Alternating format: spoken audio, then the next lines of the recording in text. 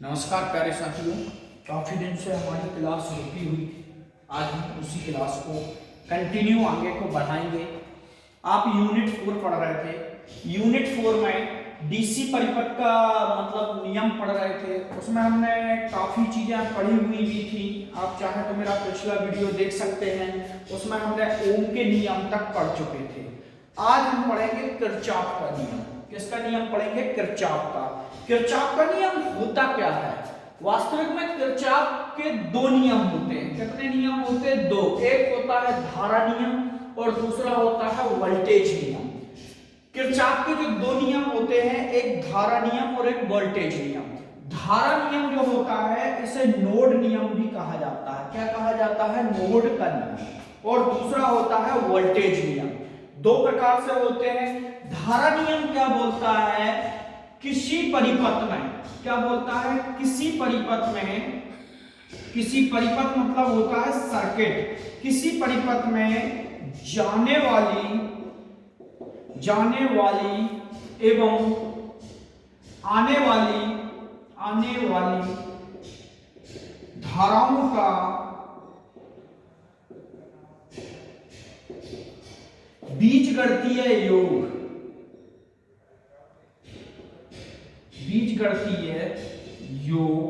शून्य होता है।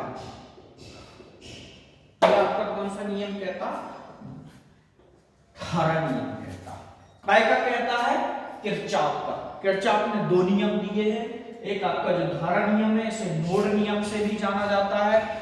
जाने वाली धारा एवं आने वाली धाराओं का बीजगणितीय योग क्या होता है? शून्य होता है। और यह नियम आवेश संरक्षण पर आधारित होता है। किस पर होता है? आवेश संरक्षण पर आधारित होता है या इसके लिए होता है। यह क्वेश्चन में जरूर पूछता है, ध्यान रखना। क्वेश्चन में पूछता है कि किरचॉफ का कौन सा नियम, ऐसे पूछता, किरचॉफ का कौन सा नियम आवेश संरक्षण के सिद्धांत पर कार्य करता है?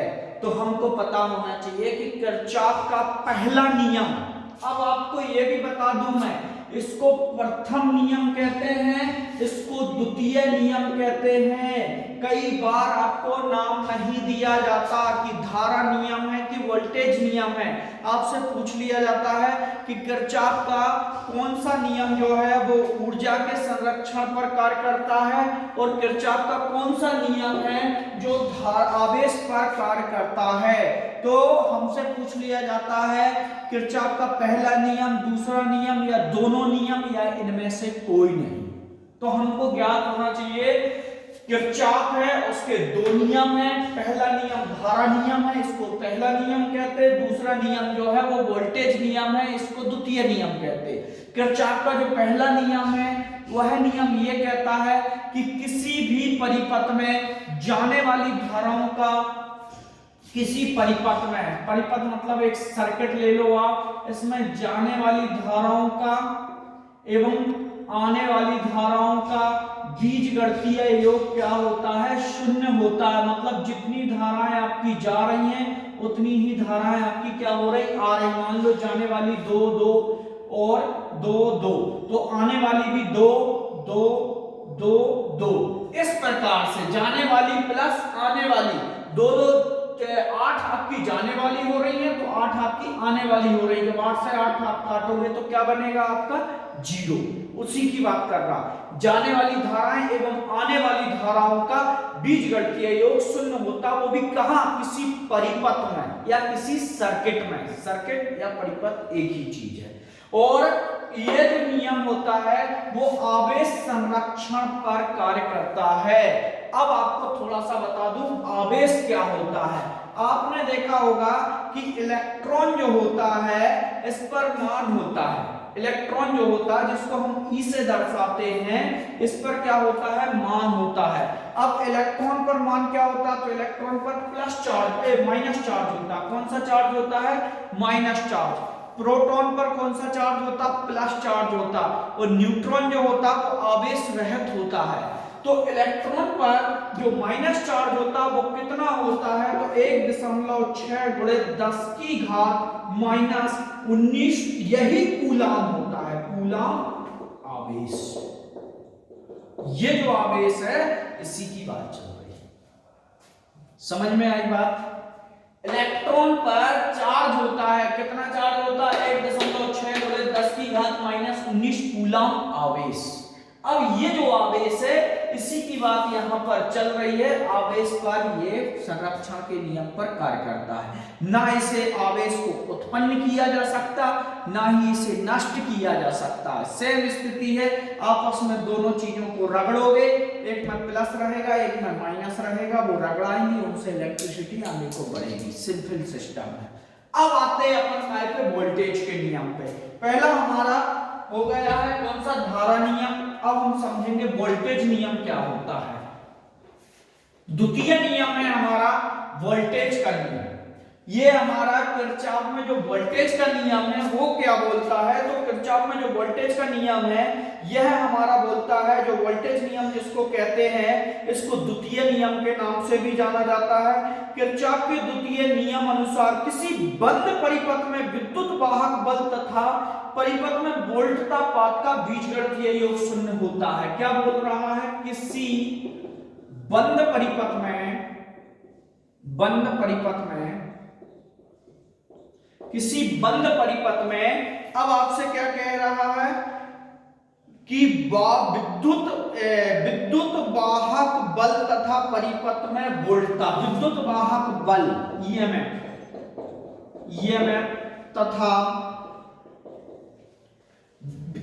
क्या कह रहा, वोल्टता, तथा क्या कह रहा, तथा वोल्टता पात का, वोल्टता पात का बीजगणितीय योग शून्य होता है। अब आप समझना बात को, ये क्या कह रहा है, ये हमारा कह रहा है किसी परिपथ में जाने वाली धारा एवं आने वाली धाराओं का बीजगणितीय योग शून्य होता है। क्योंकि धारा की बात कर रहा, धारा नियम मतलब धारा की बात कर रहा, वोल्टेज नियम मतलब वोल्टता की बात कर रहा। यहां से हमको समझ में आ जाएगा परिभाषा में कि ये वोल्टता की बात कर रहा मतलब वोल्टेज नियम है, और ये धारा की बात कर रहा मतलब धारा नियम है। अब ये बीजगणित, ये क्या कह रहा, किसी बंद परिपथ मतलब कंप्लीट सर्किट, या किसी लाइट ले लो आप, इस लाइट में भी मैंने आपको परिपथ समझाए थे, 3 प्रकार के होते थे आपके परिपथ। बंद परिपथ इसी लेसन में मैंने आपको बताया था, खुला परिपथ, सेमी परिपथ और लीकेज वाला, 4 समझाए थे मैंने। एक बंद परिपथ क्या समझाया था, बंद परिपथ वह परिपथ होता है जिसमें इलेक्ट्रिसिटी आपने यहां से दी और लास्ट तक अगर किसी इंस्ट्रूमेंट तक पहुंची और वो आपका चालू हो गया, तो वो आपका कौन सा परिपथ कहलाता, बंद परिपथ कहलाता, जिसमें रेजिस्टेंस का मान कम होता है और इलेक्ट्रिसिटी का मान अधिक होता है। दूसरा मैंने आपको पढ़ाया था कि खुला परिपथ वह परिपथ है जिसमें रेजिस्टेंस का मान या प्रतिरोध का मान बहुत अधिक होता है और इलेक्ट्रिसिटी जीरो होती है। क्यों, क्योंकि आपके सर्किट से वायर खुले हुए हैं तो आपकी इलेक्ट्रिसिटी प्रवेश ही नहीं करेगी उसमें, मतलब आपने कनेक्शन लाए और यहाँ पर लाकर कनेक्शन आपने छोड़ दिया, मतलब वायर पे आपने कनेक्शन दिया ही नहीं, सप्लाई या आपने उसमें टच ही नहीं करे, तो आपका खुला परिपथ कहलाता है। तो उसमें आपका जो बंद परिपथ है वो क्या है, ये आपने सर्किट से जोड़े, यहां पर इसमें सप्लाई दी आपने, एक फेज दे दिया, एक न्यूट्रल दे दिया, यहां पर आपकी सप्लाई आ रही है, ये आपका परिपथ कौन सा परिपथ कहलाएगा, बंद परिपथ कहलाएगा। इस बंद परिपथ की ही बात कर रहा है, किसी बंद परिपथ में ईएमएफ को बोलते हैं इलेक्ट्रोमोटिव फोर्स, हिंदी में इसको बोलते हैं विद्युत वाहक बल। क्या बोलते हैं हिंदी में, विद्युत वाहक बल, उसी की बात चल रही है। तथा वोल्टता पात मतलब जो वोल्टेज यहां पर आ रहा है उस वोल्टता पात का बीजगणितीय योग क्या होना चाहिए, शून्य होना चाहिए, मतलब वो कंप्लीट आना चाहिए, वो आपका द्वितीय नियम कहलाता है, वोल्टेज नियम जिसको हम कहते हैं। ये जो वोल्टेज नियम होता है ये ऊर्जा संरक्षण के सिद्धांत पर कार्य करता है, ध्यान रखना, ऊर्जा संरक्षण के सिद्धांत पर कार्य करता है। ये दोनों पॉइंट हमेशा पूछे जाते हैं आपसे। कई बार क्वेश्चन में आपसे आवेश का पूछ लिया जाता है कि कौन सा नियम आवेश संरक्षण के सिद्धांत पर कार्य करता है। कई बार ऐसा पूछ लिया जाता है कि ऊर्जा संरक्षण के सिद्धांत पर कौन सा नियम कार्य कर रहा है। तो आपको दोनों पता होना चाहिए। ऊर्जा में वोल्टेज नियम काम करता है और धारा में आपका कौन सा, धारा में जो होता है वो आपका आवेश का नियम काम करता है। क्लियर? अब आगे बढ़ते हैं। आगे आया आपके लेसन में प्रतिरोध। प्रतिरोध हम बहुत पढ़ चुके हैं। अपने में से बहने वाली धारा का जो विरोध करता है उसे प्रतिरोध कहते हैं। सिंपल चीज है, उसमें कोई बहुत बड़ी बात नहीं है। अब आता है आपका चालक तत्व। चालक तत्व मतलब चालकता अलग होती और चालक तत्व आपका अलग होता है, जिसको हम बोलते हैं कंडक्टिविटी। वो क्या होता है उसको थोड़ा सा समझेंगे हम।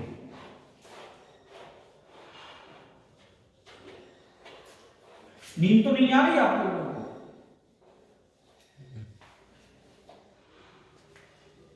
अब धीरे धीरे इलेक्ट्रिसिटी जो है उसमें बढ़ेगा। अब वो वाला धीरे धीरे छोटे छोटे जो चीजें हैं वो हटती जाएंगी। अब थोड़ा सा इसमें फिजिक्स और केमिस्ट्री इनका मिश्रण चालू हो जाएगा। थोड़ा आपको हाई लेवल की पढ़ाई करना पड़ेगा। ठीक है, यहां पर अब आपका आता है चालकत्व।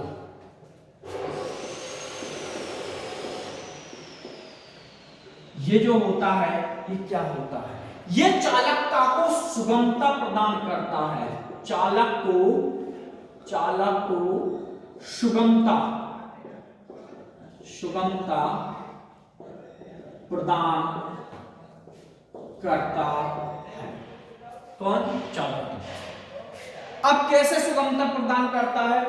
मान लो आपका एक वायर कॉपर का है, कॉपर का वायर है। उस कॉपर के वायर में अगर चालकत्व अच्छा रहेगा तभी तो चालकता अच्छे से होगी, तभी तो इलेक्ट्रिसिटी अच्छे से फ्लो होगी।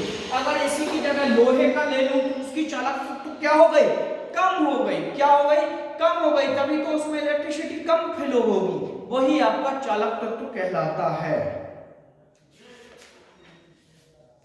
आगे विशिष्ट प्रतिरोध पढ़ेंगे हम।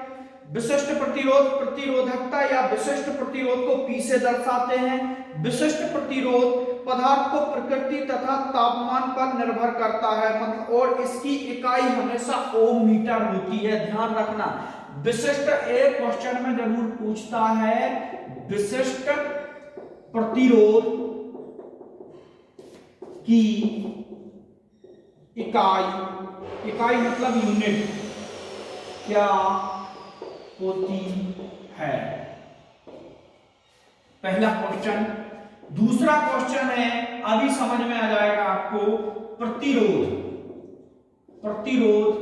की इकाई क्या है? अब दो चीजें समझना आप। दोनों में आपको एक में विशिष्ट प्रतिरोध है और एक में क्या है? प्रतिरोध है। अब विशिष्ट प्रतिरोध और प्रतिरोध को समझना। विशिष्ट प्रतिरोध की जो इकाई होती है वो आपकी क्या होती है? ओम मीटर। क्या होती है? ओम मीटर। ये विशिष्ट प्रतिरोध की इकाई क्या होती है? ओम मीटर। और प्रतिरोध की जो इकाई होती है वो होती है सिर्फ ओम। ये दोनों में आप कंफ्यूज मत होना कभी भी, दोनों में बहुत अंतर है। कई बार पेपर में ऐसा करता है, विशिष्ट प्रतिरोध की इकाई पूछता है और हम बोलते हैं कि प्रतिरोध की इकाई तो हमको पता है, उठा के हम ओम में टिक मार के आ जाते हैं। लेकिन हमको ये ध्यान रखना होगा, विशिष्ट प्रतिरोध अलग है, प्रतिरोध अलग है, दोनों अलग अलग है।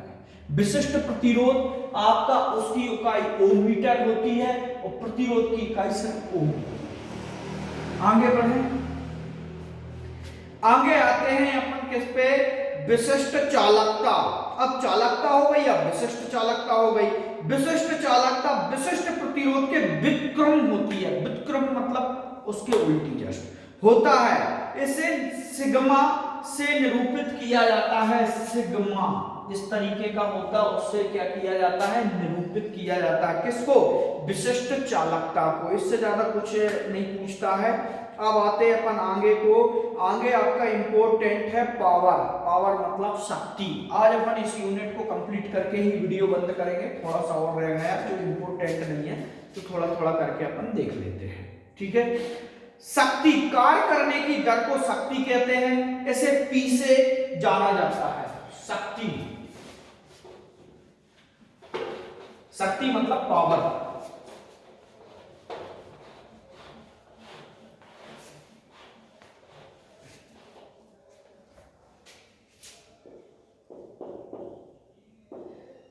शक्ति।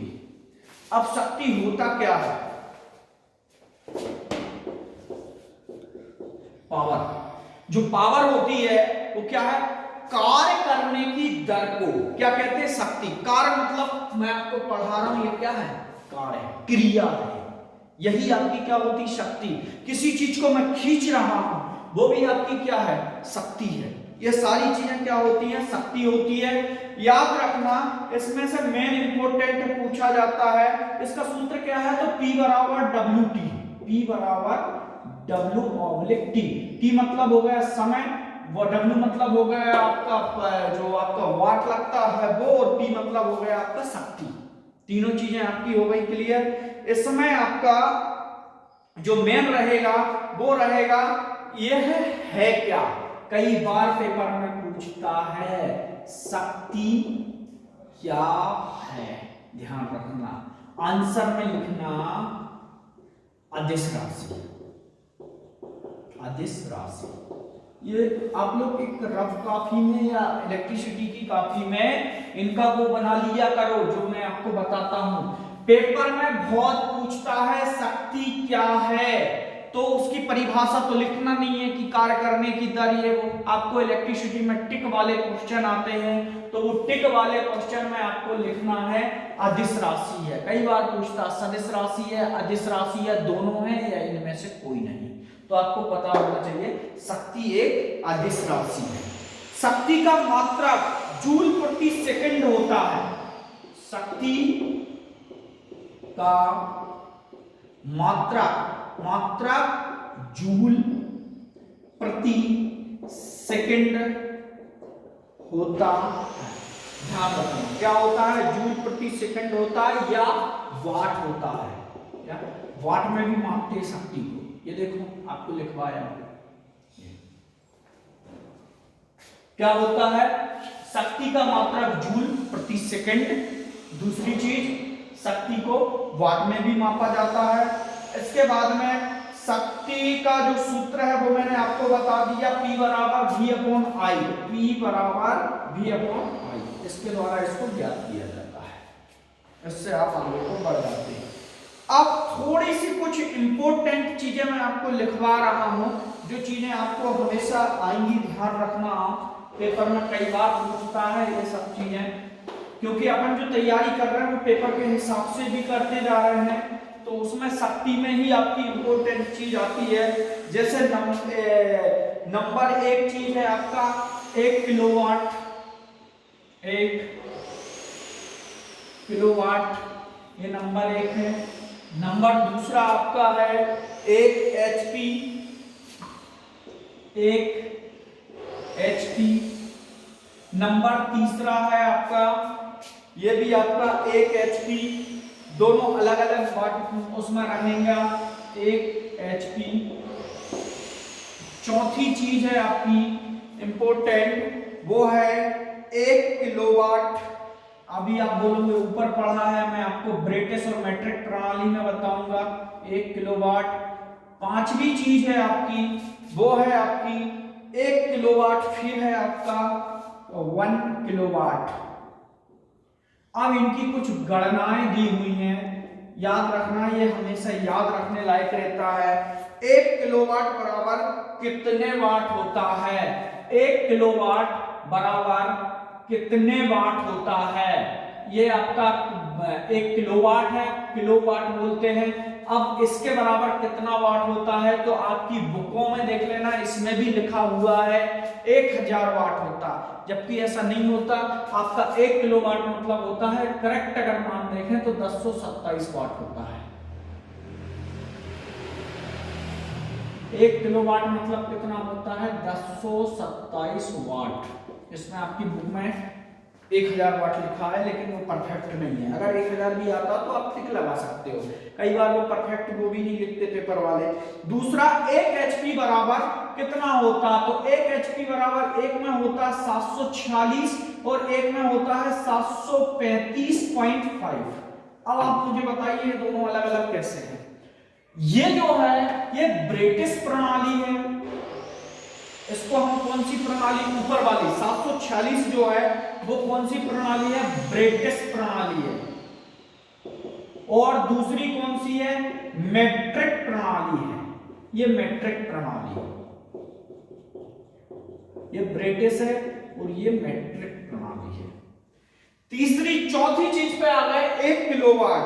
1 किलोवाट बराबर 1.34 एचपी होता है, 1.34 एचपी। एचपी मतलब क्या होता है, कोई बताएगा मुझे, हॉर्स पावर।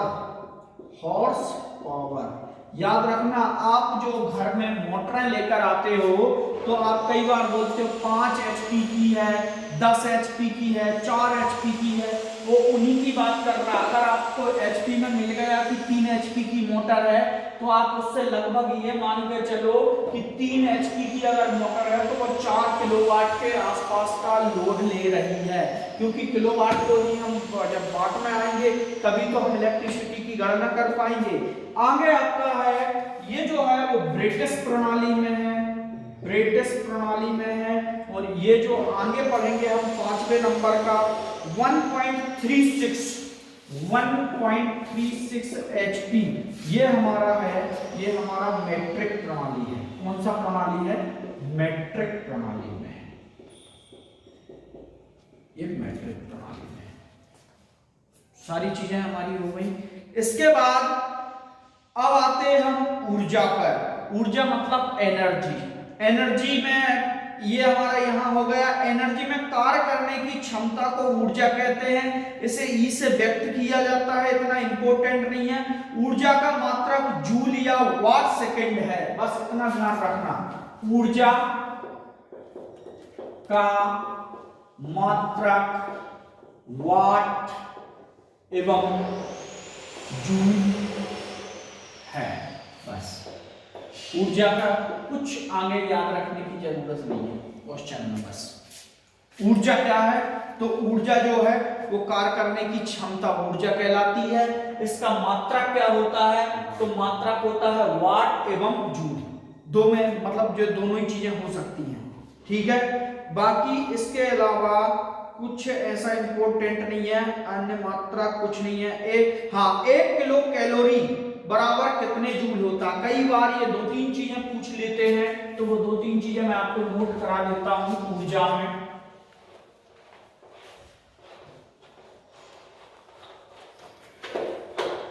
ऊर्जा, ऊर्जा मतलब एनर्जी। ऊर्जा का मात्रक वाट एवं जूल होता है, ये हमने देख लिया। अब इसके बाद जो है एक, अब ऊर्जा को जो कहना चाहिए कि हम इसमें कैलोरी वगैरह चलता है, तो 1 किलो कैलोरी बराबर कितने जूल होता है, कई बार पूछता है। 1 किलो कैलोरी बराबर कितने जूल होता है, तो 4186 जूल होता है, 4186 जूल होता है। ये चीजें आप लोग नोट करते जाना भैया। दूसरा हमारा पूछता है, कई बार पूछता है, 1 जूल बराबर कितने कैलोरी होता है। 1 जूल के बराबर, 1 जूल बराबर, अब आपसे उल्टा पूछ रहा है, 1 जूल बराबर कैलोरी की बात कर रहा है, तो 1 जूल बराबर कितना कैलोरी होता है, तो 0.24 कैलोरी होता है 1 जूल बराबर। अब यहां पर कुछ और भी है, लेकिन इतना आपको ज्यादा इंपॉर्टेंट नहीं है। यहाँ पर आपका बस इतना ही है। यह खपत सामान्य वाट में, ये जो आपकी जो कैलोरी होती है या जो ऊर्जा होती है वो सामान्यतः वाट में खत्म होती है, वो चीज हमको पता चल गई। इसके बाद आपका परीक्षा उपयोगी कुछ क्वेश्चन है, जैसे दृष्ट धारा का शक्ति गुणांक क्या होता है, तो इकाई होता है, ये चीज हमको पता होना चाहिए। इसके बाद में एचपी को काय में मापते वो पता होना चाहिए हमको। ये सारी चीजें हमारी क्लियर हुई। अब यहाँ पर हमारा ये यूनिट 4 कंप्लीट चैप्टर हो चुका है। आगे हम यूनिट 5 पढ़ेंगे, वो नेक्स्ट क्लास में पढ़ेंगे। जब तक के लिए धन्यवाद।